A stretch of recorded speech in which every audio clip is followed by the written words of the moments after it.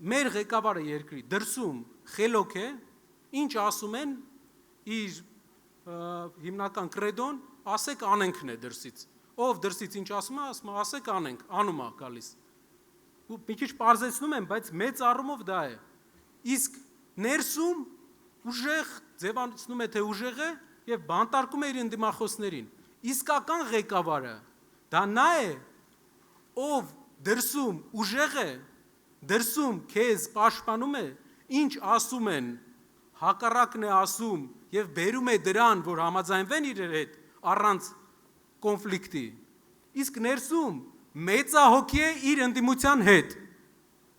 այդպիսի ղեկավար է մեզ պետք, որ ներսում լինի քահանա, դրսում գիտեք ինչ։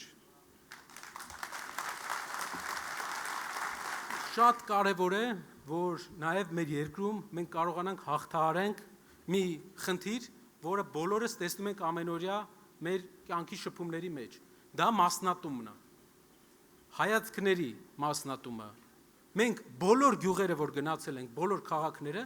մարդիկ մասնատված են, ասում են, սա իշխանական է, այս մարդը ընդդիմադիր է, այս մարդը ոչ մեկ չի ուզում շփվի ընդհանրապես,